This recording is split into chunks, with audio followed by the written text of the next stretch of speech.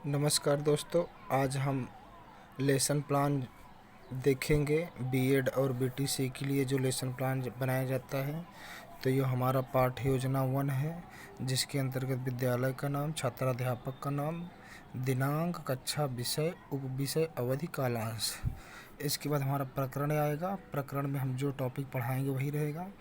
इसके बाद सामान्य उद्देश्य रहेंगे। सामान्य उद्देश्य में इसमें 4-5 उद्देश्य इस प्रकार से हम डाल देंगे। उसके बाद हमारा विशिष्ट उद्देश्य रहेगा। इसमें भी हमने यहाँ 3 लिखा है, इसलिए इस प्रकार विशिष्ट उद्देश्य में 2-3 उद्देश्य हो जाएंगे। इसके बाद नेक्स्ट हमारी सहायक सामग्री, जैसे चाक, डस्टर, पुस्तक, चार्ट, TLM आदि। शिक्षण विधि जो है हमारी व्याख्या विधि और प्रश्नोत्तर विधि रहेगी। पूर्व ज्ञान में रहेगा कि सामान्यतः छात्र छात्राएँ आभूषण के विषय में सामान्य जानकारी रखते हैं।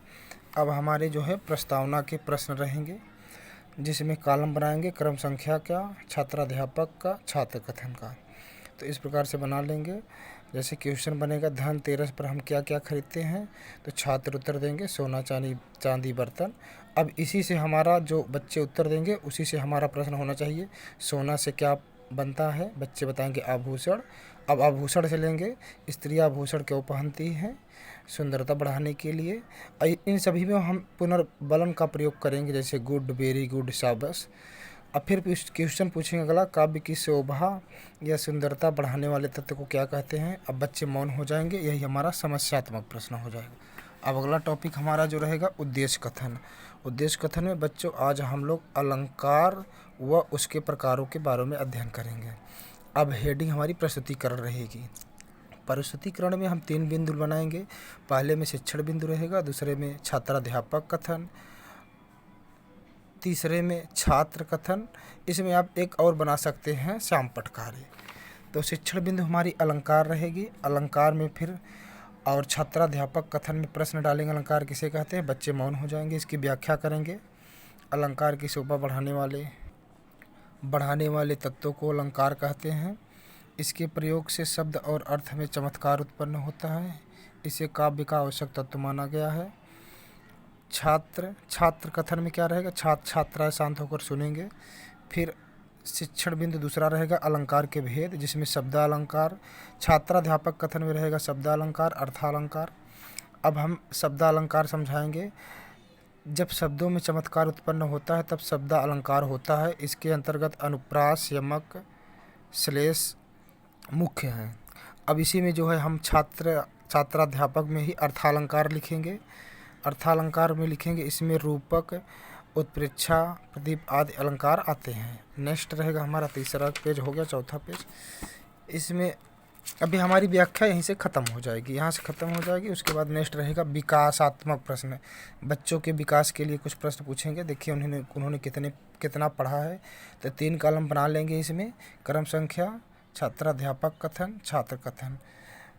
प्रश्न पूछेंगे, अलंकार कितने भेद होते हैं, बच्चे बताएंगे 2 भेद होते हैं। काव्य की शोभा बढ़ाने वाले तत्व को क्या कहते हैं, अलंकार बना लेंगे, बच्चे बता देंगे। अब हमारी शिक्षण बिंदु में अगला आ जाएगा अनुप्रास अलंकार की परिभाषा। शिक्षण बिंदु में अलंकार रहेगा और छात्राध्यापक में हम जो पढ़ाएंगे, जैसे अनुप्रास अलंकार, तो ये रहेगा। फिर छात्र कथन में छात्र ध्यानपूर्वक सुनेंगे। अब इस प्रकार से अनुप्रास अलंकार की परिभाषा लिखेंगे। अनुप्रास शब्द अनु तथा प्रास शब्दों से मिलकर बना है। अनु शब्द का अर्थ बार बार तथा प्रास शब्द का अर्थ वर्ण है। अलंकार में एक ही वर्ण बार बार प्रयोग किया जाता है। उदाहरण लिख देंगे। शिक्षण बिंदु में उदाहरण लिखेंगे, फिर यहाँ उदाहरण लिखेंगे। तरणी तनुजा तमाल तरुवर बहुछाय। इस वाक्य में त वर्ण की आवृत्ति लगातार हुई है, अतः इसमें अनुप्रास है। ये हमारा यहाँ पे ख़त्म हो जाएगा। फिर यहाँ पे इस जो अभी हमने ये व्याख्या पढ़ी है अनुप्रास की, इसके विकास के प्रश्न पूछ लेंगे। इस प्रकार से 2-3 प्रश्न, इसमें 2 कर सकते हैं आप, 3-4 भी कर सकते हैं, 2 भी। इस प्रकार से इसको ऐसे लिख लेंगे। फिर हमारा पुनरावृत्ति के प्रश्न। पुनरावृत्ति के जो है मैं क्वेश्चन पूछेंगे, जिसमें बच्चे जो है कुछ बता पाते हैं, कुछ नहीं बता पाते। तो ये पुनरावृत्ति के आप 3 से 4 क्वेश्चन पूछ लेंगे। जैसे मैंने ये बनाया है, आपको ये देखिए, लाली मेरे लाल के चित्र देखो, तितलाल। निम्न पंक्ति में कौन सा अलंकार है? अलंकार कितने प्रकार होते हैं? शब्द अलंकारों के नाम बताइए। ये हो गया। अब उसके बाद हमारा लास्ट में बचेगा निरीक्षण कार्य। छात्राध्यापक कक्षा में घूम घूम कर बच्चों की कॉपियों का निरीक्षण करेंगे, फिर बच्चों को गृह कार्य देंगे कि अनुप्रास अलंकार की परिभाषा याद करके आएंगे। लास्ट में यहाँ हमारा हस्ताक्षर पर्यवेक्षक का रहेगा, यहाँ छात्राध्यापक का। दोस्तों इस प्रकार से हमारा ये पहला लेसन प्लान हिंदी में ख़त्म होता है। इस प्रकार से अलंकार यहाँ से ख़त्म हो जाता है। धन्यवाद।